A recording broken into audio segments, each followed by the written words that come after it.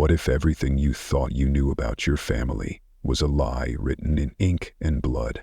In this gripping tale of betrayal, buried secrets, and a legacy stolen in silence, one woman returns to the hometown that tried to erase her. But this time, she's not here to beg for love. She's here to reveal the truth. From courtroom showdowns to whispered confessions, witness a story where inheritance isn't just about money. It's about identity, justice, and finally taking back what was always hers. This is not just a reckoning, it's a return with purpose, and no one is ready for it. The room shimmered with gold candlelight and polished silverware, but all I could feel was the cold weight of every eye trained on me. "Your family now, pay your share," Judith said, as if her words were a toast instead of a verdict. Her voice rang sharp across the long mahogany table, silencing the faint clinking of wine glasses and the muffled murmurs of side conversations. The glint of her pearl necklace caught the light as she smiled, tight-lipped, triumphant. Nathaniel sat beside me, a practiced calm draped across his features, but his hand on my thigh tensed ever so slightly. I turned to look at him, hoping, begging for a flicker of disbelief, a small protest, something. But all he gave me was a nod. "That's only right," he murmured. I didn't answer. Not because I was speechless, but because my body had locked itself still, like prey sensing it was already cornered. Somewhere deep in me a pressure swelled, familiar, ancestral, a survival instinct honed not in boardrooms, but in coffee-stained notebooks and 4 a.m. bus rides to my first job. From across the table, Walter Whitman, the patriarch, the architect of this dynasty, studied me like a business proposal he wasn't sure would pass compliance. His silence was heavier than Judith's blade-sharp voice. I scanned the room. Every face at that table was Whitman blood or married into it. Every fork raised in choreographed civility. And yet, I was the one being audited. The envelope had been waiting for me when I arrived at the estate, personalized, monogrammed, and sealed. I'd assumed it was a menu. Inside I found a portfolio detailing my annual salary, quarterly bonuses, stock options, and a projected 5-year income curve with colorful bar charts. At the bottom, suggested family contribution, 50%. No signature, no explanation, just expectation. I had worked through college on scholarship and survival. I'd spent years in a studio apartment with 3 roommates, eating bulk rice and canned beans while pitching marketing proposals to disinterested executives. I'd clawed my way from unpaid intern to chief strategy officer by 30. And now I was being asked to give away half of it because I'd married into legacy. I placed the leather-bound folder down gently on the table, fingers trembling not with fear but fury. I had yet to name. "I'll need some time to review the structure before making any financial commitments," I said, my voice deliberately calm. Judith's smile didn't waver. "1 week should be enough, dear," she said, as if we were discussing dinner reservations. Loyalty, after all, is not something one negotiates. At the far end of the table, Rebecca, Nathaniel's sister, glanced at me, then quickly looked away, her fork scraped against her plate. That sound, that sharp metallic screech, cut through the room like a warning no one else heard. Later, as the meal unfolded into polite laughter and carefully crafted conversations, Nathaniel leaned in and kissed my temple as if to reassure me. His breath was warm against my skin. "You're overthinking this," he whispered. But I wasn't. I knew exactly what this was. It was a buy-in, and I was the investment. The sky over Greenwich that night was cloudless and sterile. Like it, too, had learned to hold its breath around the Whitmans.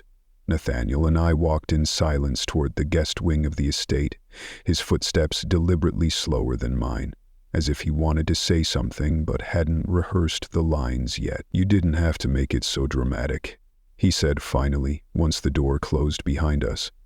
I turned toward him. "Dramatic?" They handed me a portfolio with my income broken down to the decimal and asked for half of it. I think, I responded with more restraint than most would have managed.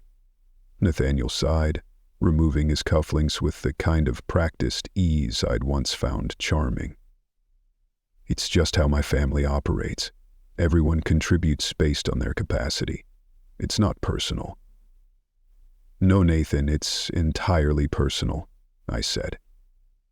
They didn't ask us. They told me. They shared my private financial data with everyone at that table and acted like it was their right. He looked at me then, really looked, his blue eyes glassy with exasperation. You're blowing this out of proportion, and you're shrinking it to make it easier to swallow. I turned away before I said something crueler. My eyes landed on the vintage mirror across the room, its gilded frame passing the overhead light.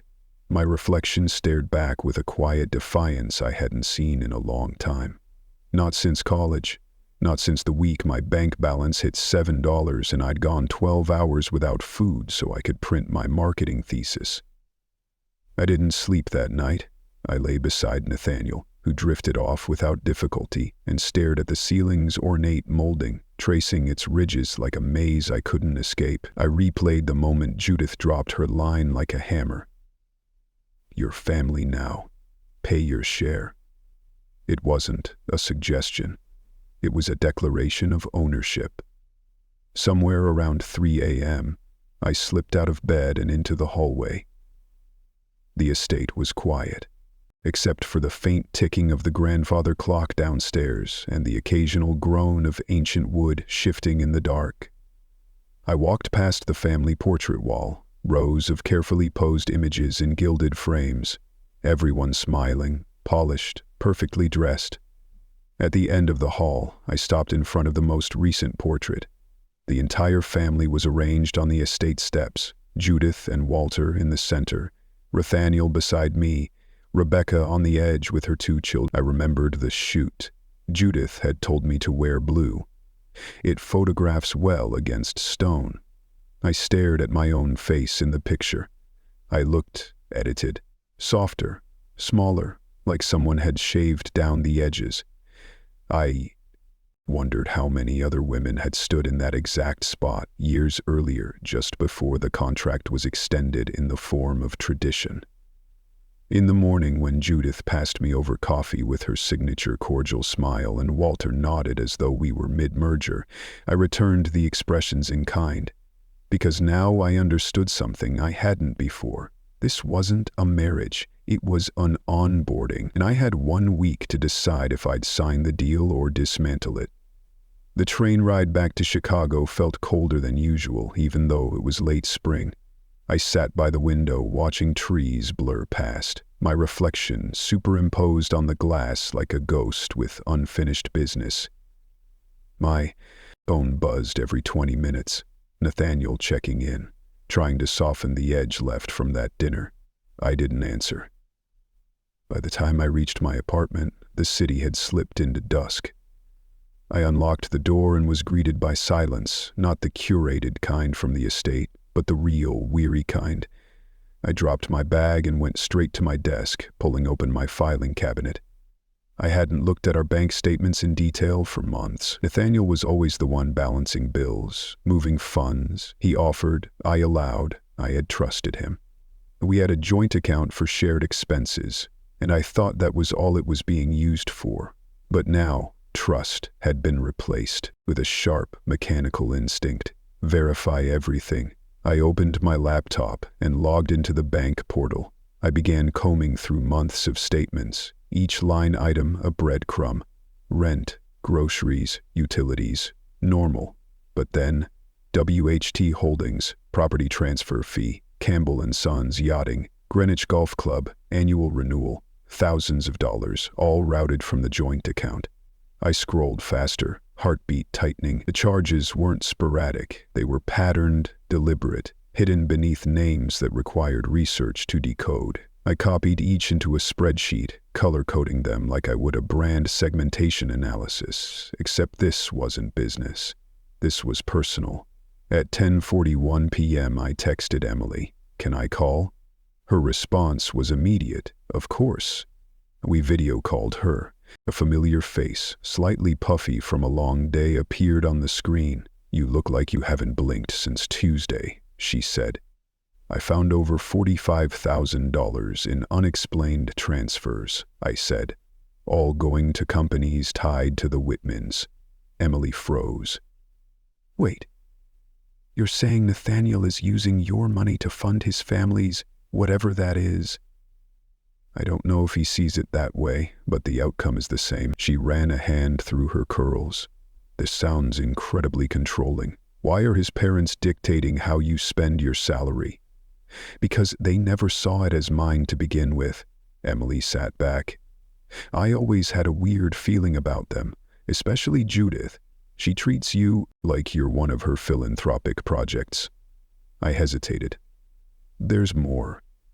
I opened a shared drive I'd created and uploaded screenshots of the portfolio from the dinner. Then I added copies of the transactions and tax returns I'd reviewed. As I sent the link to Emily, I whispered, more to myself than to her, "I think they've been planning this from the start." Her eyes didn't leave the screen. "You need a financial advisor, someone who's not in their orbit." "I know just the person," I said quietly. "Charlotte Reynolds. We met 2 years ago at a women's leadership summit. She gave a talk on financial red flags in relationships, and I remembered her words now with surgical clarity. When money is invisible to you, so is your power. I had nodded back then as a listener. Now I was living it. I found Charlotte's business card wedged inside a journal in my desk drawer. I ran my thumb over the embossed lettering and picked up the phone. It rang twice before I heard her voice. Calm, measured. "Charlotte Reynolds speaking." "Hi, this is Madeline Whitman. Need help?" I said, and for the first time in weeks, I wasn't afraid to admit it. Charlotte invited me to her office the very next morning. Tucked inside a restored brick building in Lincoln Park, her space felt more like a private research library than a financial firm.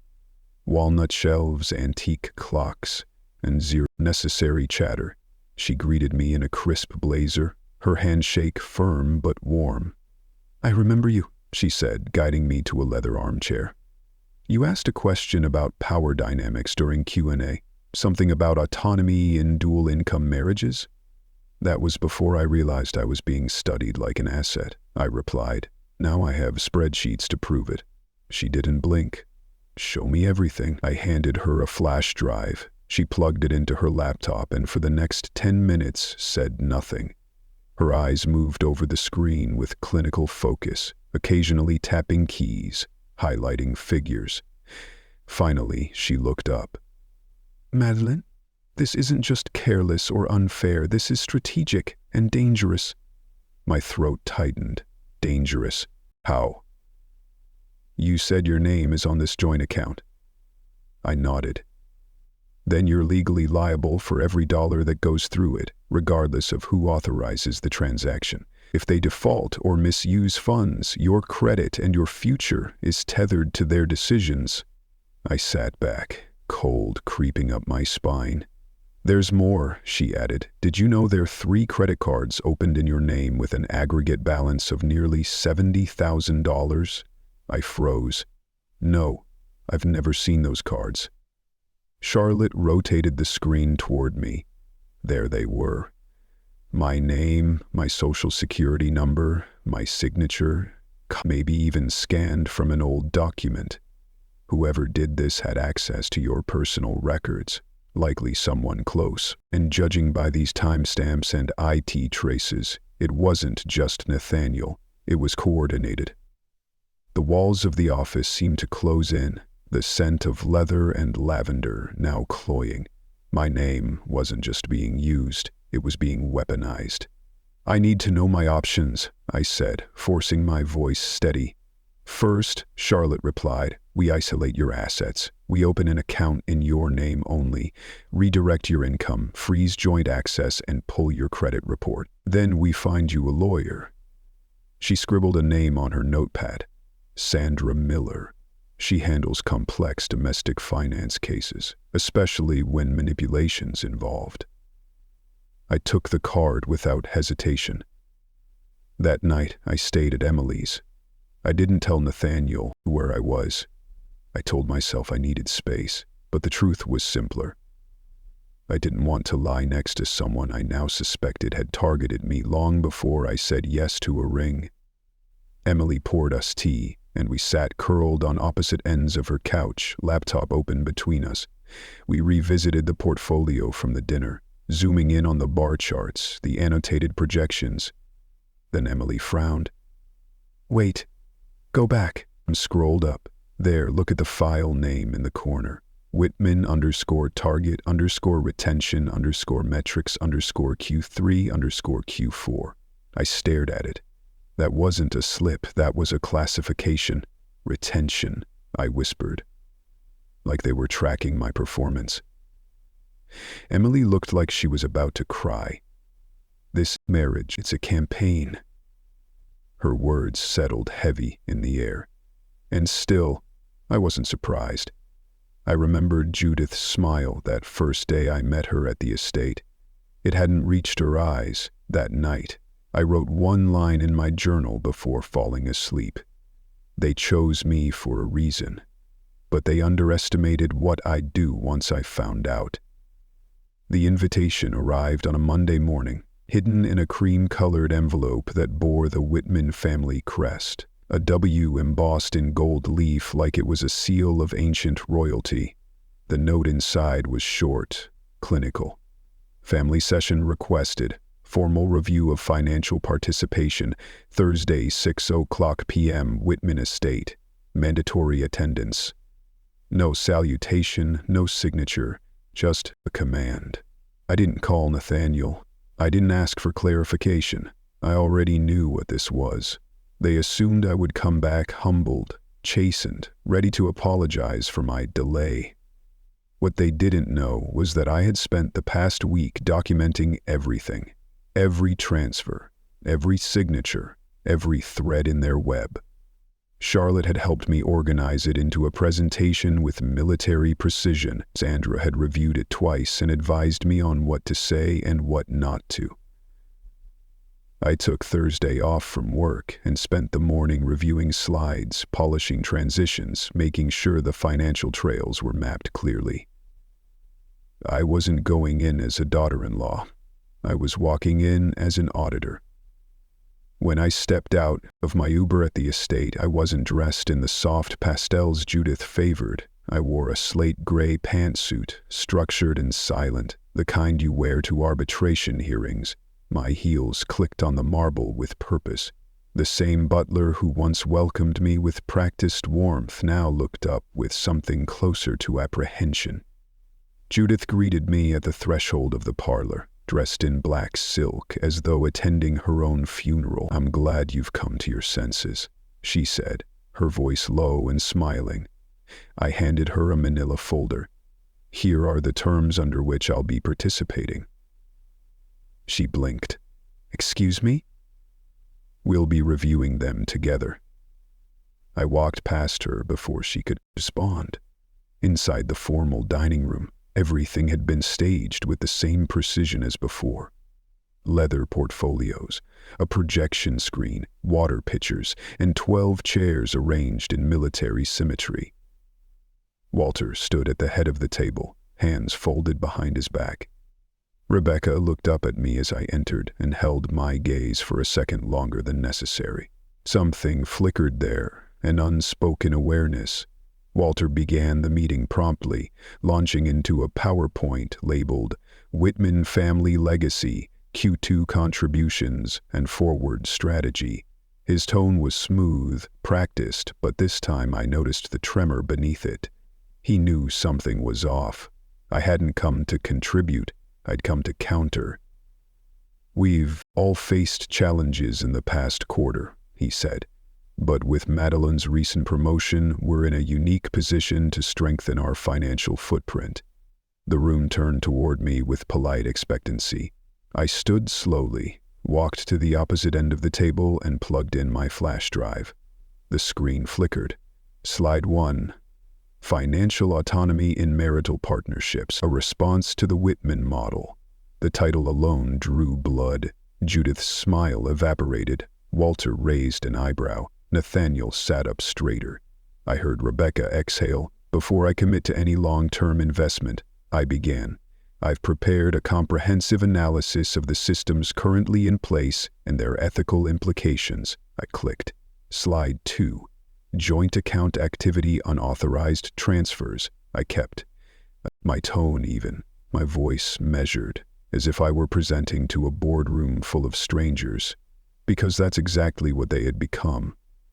By the time I reached the 4th slide, asset diversions tied to the Judith Trust account, 20172021.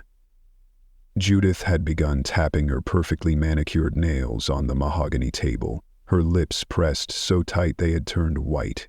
Walter leaned forward, clearly fighting to maintain composure. Nathaniel looked from the screen to his mother, then back to me, the crease forming between his brows. "I'm not accusing anyone," I said calmly. "I'm simply stating facts. These transfers were made using my credentials, without my authorization." "And the beneficiaries?" "Every single one of you." Judith cut in, her voice low and sharp. "You're twisting the narrative. Those were family decisions. You approved the access when you married into this family."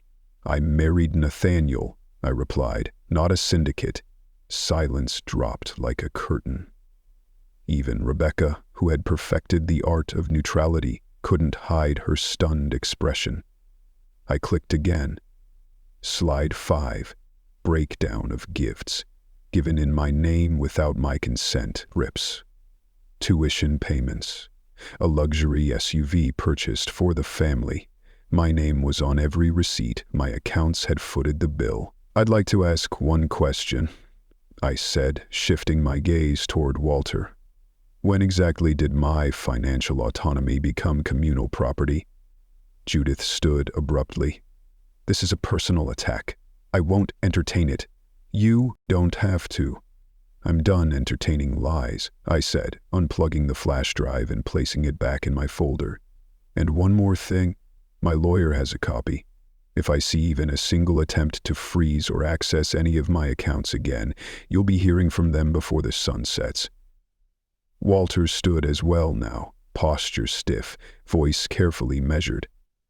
"There's no need for lawyers. We're family, Madeline." I smiled, the kind that doesn't touch the eyes. "Exactly, that's what makes it worse." I turned to leave, but a quiet voice stopped me. "Wait," Rebecca said, standing slowly. "There's something I need to say." The room held its breath. Judith glared, but Rebecca didn't flinch. "I saw the forms," she admitted.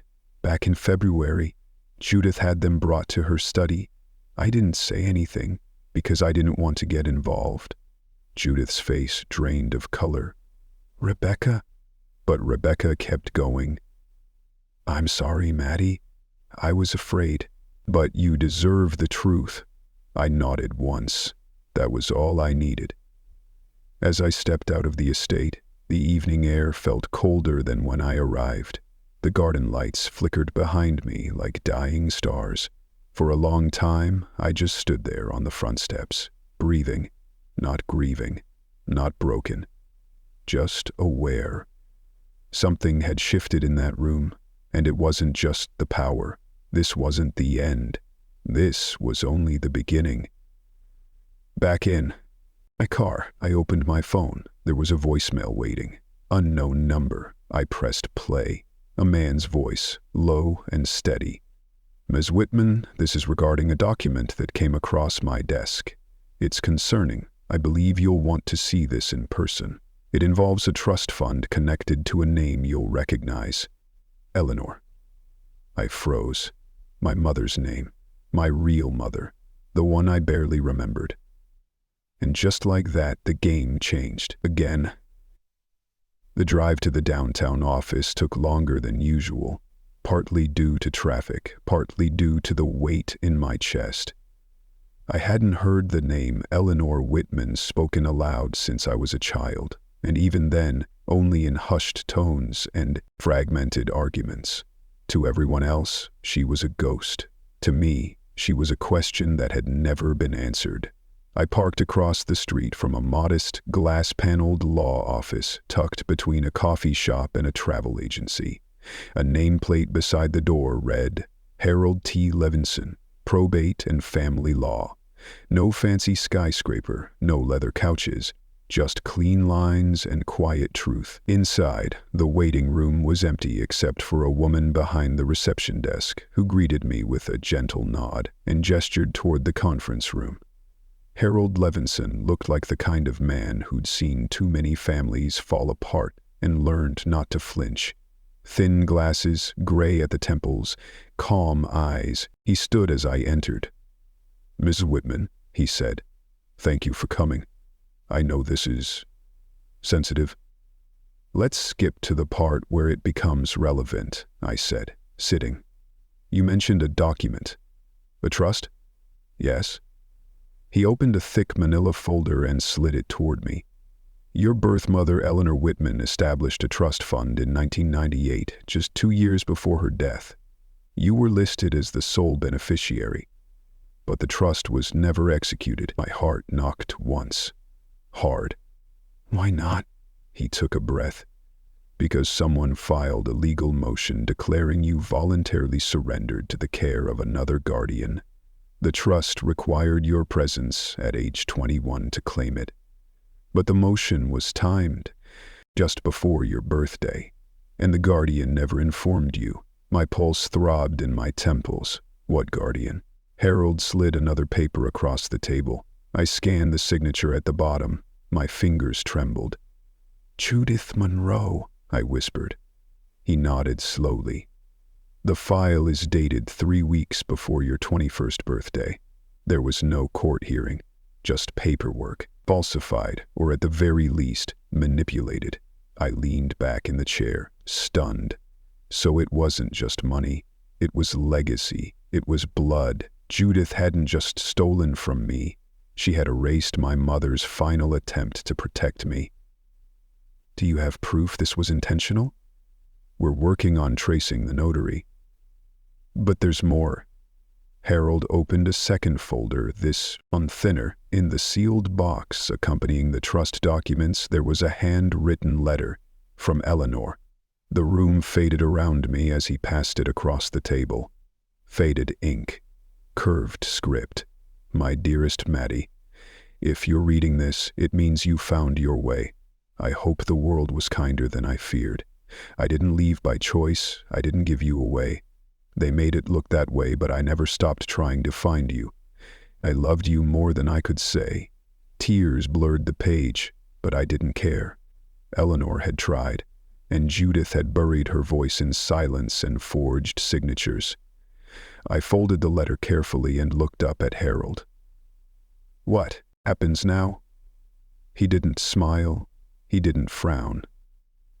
"Now we give your mother her voice back, and we make them listen." I left the office with the letter pressed to my chest and a thunderstorm of purpose in my bones. Judith hadn't just underestimated me, she had underestimated Eleanor. And the dead never forget. I didn't drive home. I drove to the cemetery. It was late afternoon by the time I reached Rosewood Hills Memorial Park. The sun was dipping behind the line of pines that bordered the northern edge, casting long, soft shadows across the marble stones. I had to ask the groundskeeper twice before he led me, silently, to a modest plaque at the base of a weathered birch tree.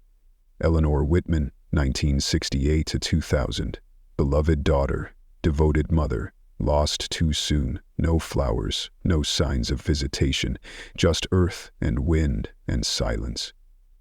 I knelt down, pressing the folded letter gently against the plaque, my palm flat on the warm bronze. My voice came out broken. "I found it, Mom." The words hung in the air, brittle and exposed. "All these years, I thought you didn't want me, that you gave up, that you were just gone. But you didn't. You wrote to me. You planned for me. And they buried that with you." Grief thudded through me, not fresh like before, but older, deeper. like a crack in the foundation I'd never seen until now. It made sense in a cruel, perfect way. Eleanor hadn't abandoned me. Judith had intercepted a lifeline and forged it into chains. She hadn't just raised me, she had rewritten me. I sat there for what felt like hours, reading the letter again. It spoke of lullabies I didn't remember, of a rocking chair under a window that faced the sea, of midnight tears and whispered promises. I'm sorry I believed them, but I'm done living under someone else's version of you. Of me. A breeze kicked up, carrying the scent of pine and something faintly sweet, maybe honeysuckle. I took it as a sign, or maybe a blessing. By the time I stood, the plan had crystallized in my mind. They took everything from you, from me, but I'm still standing, and this time I'll do the speaking. I returned to the car and called Harold Levinson before I could lose my nerve. We're going public, I told him. Everything, the trust, the forged guardianship, the letter, the media won't know what hit them. There was a pause on the line, and then Harold said, "Are you ready for that storm, Madeline?" "Not just ready," I said. "I am the storm." Later that night, I sat at the kitchen table in my one-bedroom apartment in Queens, files spread around me like puzzle pieces. I scanned copies of the trust documents, highlighted inconsistencies in the legal motion Judith had filed, and pulled out a second manila folder I had barely touched until now. My adoption records. That was the next step. Finding out who else had played a role, what agency had approved the transfer, who had looked the other way when Judith gained legal custody without question. My phone buzzed. A message from Emma, the private investigator I'd hired weeks ago. "Got something. Call me." I dialed instantly. "What did you find?" "Paper trail leads to a woman named Rachel Dunley, social worker. Signed off on the file in 2000, then retired suddenly 2 months later. I've got her last known address in Albany." "Send it," I said, already reaching for my coat. "I'm going." Emma hesitated. "Madeline, the rabbit hole, it's deeper than we thought." I smiled bitterly. "Good, like digging." And with Eleanor's voice tucked in my coat pocket, I stepped into the night, ready to unearth every lie they'd built into my history, one truth at a time. The house in Albany looked nothing like the shadows it cast in my imagination. It was modest, red-bricked with a sagging porch and a wind chime that tinkled softly in the breeze. There were guard gnomes under the hedges and a cracked ceramic bowl of water for stray cats. I stood there for a moment, uncertain if the woman inside truly held the missing thread in the tapestry of my life. Rachel Dunley answered the door slowly, peering through the gap with the guarded wariness of someone who's been asked to forget too much. "Miss Dunley?" I asked, my voice calm, rehearsed. "Yes?" "My name is Madeline Whitman. I think you signed off on my adoption papers in 2000. I just have a few questions." She opened the door wider, but didn't invite me in. Her eyes scanned me, calculating, recognition, hesitation, then something softer. "You're her daughter." It wasn't a question, and when I nodded, Rachel pressed a trembling hand to her chest and stepped aside. "Come in." Her living room smelled of lemon polish and old books. A tabby cat blinked up at me from the armrest. I sat across from her, clutching the manila folder in my lap. "I found a letter," I began, "from Eleanor Whitman, my birth mother. She wanted me to know the truth about Judith, about the custody arrangement, about everything that happened before she died." Rachel nodded slowly, sinking into her armchair like the weight of it all had finally caught up to her. "I didn't know she died so young," she said.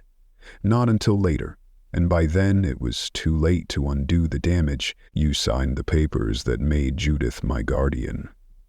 "I was told it was what Eleanor wanted," she whispered. "But I always had doubts. Things didn't add up. Eleanor was a fighter. She didn't strike me as someone who'd just give up her rights and disappear. She didn't, I said. She was silenced. Rachel looked away, eyes misting. There were rumors that Eleanor had discovered inconsistencies in Walter's estate, questionable dealings. She was going to blow the whistle on something, but then she fell ill. Rapidly, I sat up straighter. What kind of illness? Lupus officially, but some of us wondered. Eleanor claimed her medications were being switched and that someone was drugging her, making her seem unstable. I thought she was paranoid, until the day Judith arrived with lawyers and told us Eleanor had checked herself into psychiatric care. A cold shiver ran down my spine. Was there a record of that? Rachel nodded. Somewhere, but access is sealed now, especially after the transfer of guardianship. I tried to fight it, but Judith had powerful attorneys, connections in the family court. I was quietly pushed into early retirement. So you never got to testify? No, she said bitterly, and I've lived with that regret for 25 years. We sat in silence for a moment. Then I pulled out a copy of the trust, along with the letter from Eleanor. I'm going to reopen the case, I said, expose every lie, and I need your help. Rachel stared at the letter, then met my eyes with a resolve that seemed to surprise even her. Then, let's begin. And for the first time since my mother's voice found me from beyond the grave, I no longer felt alone in the fight. By the following week, Rachel and I were sitting in a quiet booth at the back of a cafe in downtown Albany, surrounded by legal pads, hospital records, and manila folders filled with documents she'd kept hidden for decades. Her hands trembled slightly as she sorted through the stack. Some notes scribbled in pen, others carbon copies from a time when faxes still mattered. This, she said, sliding over a folded discharge summary stamped confidential, is from St. Mary's. Eleanor was never admitted for psychiatric care. She was treated in the oncology wing for symptoms consistent with long-term exposure to immunosuppressants, not lupus. I scanned the page, my chest tightening with every line. Judith told the court. She was mentally unfit. Rachel nodded. She weaponized Eleanor's health against her, painted her as delusional when she started talking about being poisoned. And no one questioned it. She was married to Walter Whitman, Rachel said. People didn't question the Whitmans. They submitted. Outside the cafe window, life passed by in blurs of blue jeans and commuter rush. But inside, I felt like I had finally stepped into the center of the storm. The story I'd been told, that my birth mother had chosen peace, had left me behind, was unraveling like a cheap thread. We have to make this public, I said. Judith built an empire off this lie. She manipulated the courts, my identity, and Eleanor's death. Rachel met my eyes. I kept quiet for too long. I'm not making that mistake again. Later that evening, we uploaded the documents to a secured folder. I had already reached out to a civil rights lawyer, Melissa Dunn, who specialized in retroactive estate fraud and family court abuse. She agreed to meet me after reviewing the files. When I arrived at her office, a modest but modern space in the heart of Manhattan, Melissa looked up from her desk and simply said, "This will burn a lot of bridge." I sat down. "Then I hope they are insured." She smiled slightly, then got serious. "This isn't just about a trust or guardianship. This is about a cover-up, one that spans over 2 decades, involving wrongful death, fraud, and inheritance manipulation." "Can we win?" I asked. "We won't just win," she said, tapping the copy of Eleanor's sealed deposition Rachel had unearthed. "We'll make sure everyone sees it." The weight of what we were doing didn't hit me until I was alone that night in my apartment, staring at the framed photo of me as a child on the mantel. I'd always looked at that photo and wondered what kind of woman I was supposed to become under Judith's design. Now I knew. I was never meant to become anyone. I was a placeholder, a transaction in a legacy she wanted to reshape. But that's not who I became. A week later, I received confirmation that the case had been filed. Allegations of wrongful guardianship, fraudulent asset transfer, and suspected criminal negligence surrounding Eleanor Whitman's medical records. My name, Madeline Whitman, was on every page. I took a deep breath, pressed send on the anonymous tip I'd prepared for the press, and closed my laptop. This wasn't just personal anymore. It was war. The Whitmore Gala had always been an occasion, an annual event where power mingled with legacy, where champagne flowed as freely as carefully measured praise. For most of my life, I had only heard about it in passing. Now I was walking into it. My heels clicked against the marble floor of the Waldorf Ballroom, a venue Judith had chosen for its grandeur and optics. Every corner sparkled with curated opulence, crystal chandeliers, a live quartet playing Vivaldi, tables adorned in navy and gold. But none of it could outshine the tension beginning to rise beneath the glitter. Judith stood at the center of it all, dressed in a dark emerald gown, a vision of curated control. Her laughter floated easily among guests, her smile practiced and sharp. But when her eyes landed on me, she faltered, just enough for a photographer nearby to lower his camera in confusion. I walked past her without a word, heading straight for the media stage near the end of the hall. On the screen behind it was a looping video of Whitmore Foundation highlights, children's hospitals, scholarships, press handshakes, carefully selected history. I waited for Melissa Dunn's text. One word: ready. The room dimmed slightly, signaling the start of Judith's keynote. She approached the podium, notes in hand, the confident hum of someone rehearsed. She spoke of philanthropy, of sacrifice, of the legacy left to us by those who came before. When she mentioned Eleanor's name, I stepped forward.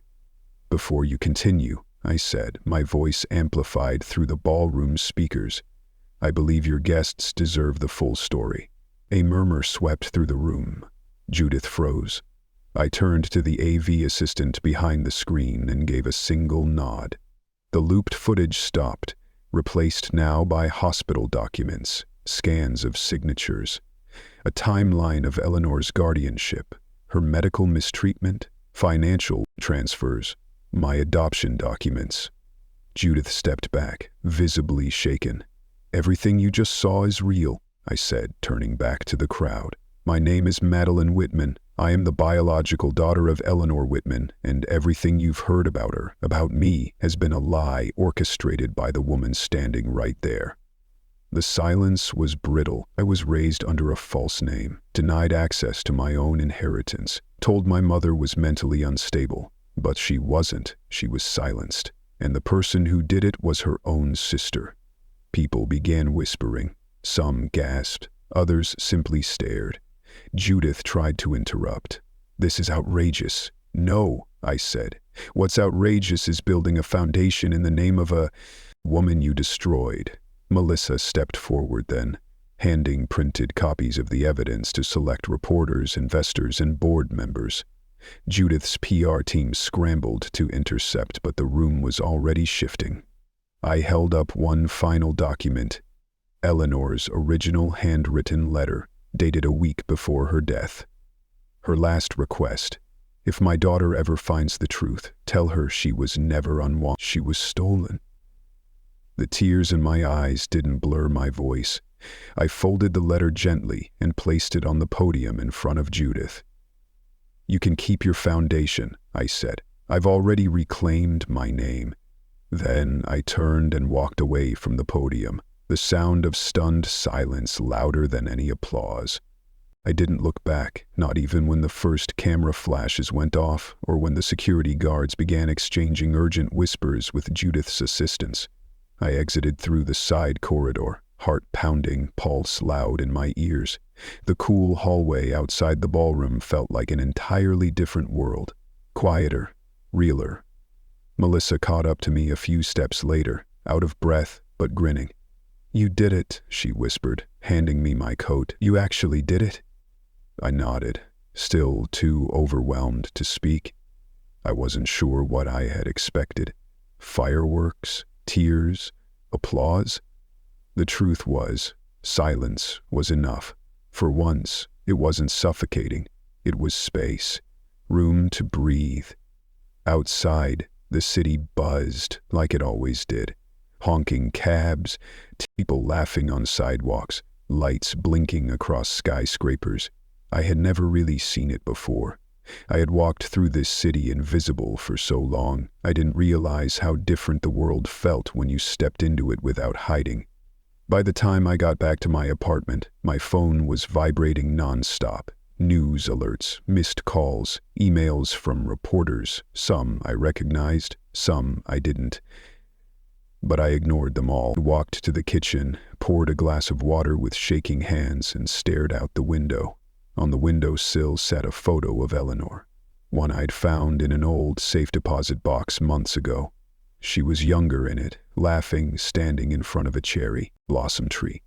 Free. Alive. "I hope I did you proud," I whispered. The next few days passed in a strange blur. Legal notices flew. The board of the Whitmore Foundation froze Judith's access pending investigation. Anonymous donors pulled out. One journalist published a full exposé within 48 hours. The phrase "inheritance sabotage scandal" made headlines. So did my name. But I didn't chase the media. I didn't take interviews. I didn't need a platform. Instead, I visited Eleanor's grave for the first time as her daughter, not her secret. I laid down 3 things: her letter, a magnolia blossom, and the key to the old safe house in Vermont. I wanted her to know the truth had come full circle, that I wasn't running anymore. Weeks later, I sat in a modest new office, sunlight streaming through the windows, a sign on the door that read Whitman Advocacy Center. We weren't flashy, but we were real. We focused on cases just like mine: inheritance fraud, power of attorney abuse, institutional gaslighting. It wasn't about revenge anymore. It was about making sure no one else would be erased the way I had. Judith never reached out, but one morning I received a certified letter. Her resignation from the foundation, unsigned, just a typed sentence: "May the truth serve you better than lies served me." I didn't smile, but I did exhale. Later that night, I had dinner with Melissa and her wife. We laughed over cheap wine and overcooked pasta. When I got home, I stood on the balcony and looked out over the city. For the first time in my life, the lights didn't feel like they belonged to someone else. They belonged to me. And somewhere, whether in memory or in the wind, I felt Eleanor's hand brushing mine. She hadn't been erased, and neither had I. Thank you for staying with us through this emotional journey. If you've made it this far, it means you've walked alongside our protagonist through the heartbreak of betrayal, the quiet strength of perseverance, and the brave choice to stand up, alone at first, but never powerless. This story wasn't just about uncovering a buried truth or exposing lies. It was about reclaiming a voice that had been silenced for far too long. It was about what happens when someone who was told they didn't belong finds the courage to rewrite their place in the story, and by doing so, rewrites the legacy left behind. So many of us have felt like outsiders in our own families. Maybe your story doesn't involve secret trust funds or foundation embezzlement, but maybe it involves being overlooked, being made to feel small, being told you owe something just because you exist. To anyone who has ever been pushed aside, erased, or treated like a shadow, you are not alone. Your pain is real, but so is your power. This story reminds us that healing doesn't always come wrapped in forgiveness. Sometimes healing looks like distance, like building a life from the ashes, like finding peace not in the approval of others, but in the quiet knowing that you chose integrity when others chose control. To the daughters who were told they were too emotional, to the sons who were told to man up and stay silent, to the siblings left out of wills, family meetings, holiday dinners, to the people who were written out of photos, documents, memories. You matter. and your story deserves to be told, not buried. I also want to extend a heartfelt thank you to every viewer who watched with an open heart. These stories are fiction, yes, but they are drawn from real emotions, real dynamics, and the real pain so many endure behind closed doors. If this story made you feel seen, validated, or empowered in any way, then it has done its job. To those who have lived through manipulation masked as tradition, cruelty disguised as care, or silence sold as keeping the peace, know this: breaking the cycle isn't betrayal. It's survival. It's liberation. It's the beginning of something better. And to those who haven't lived it, but chose to listen, thank you. Empathy is a powerful force. It bridges generations, cultures, and wounds that never made the headlines. We are, all of us, more than what they wrote in the family Bible, more than what they decided we were worth, and no one, not a mother, a brother, a board of trustees, gets the final word on your worth. You do, so write your own ending. Or better yet, your own beginning. On behalf of everyone who helped bring this story to life, thank you for watching, for feeling, for remembering. And if there's one thing I hope you carry forward, it's this: the truth doesn't always come with applause, but it always sets you free, with gratitude and heart.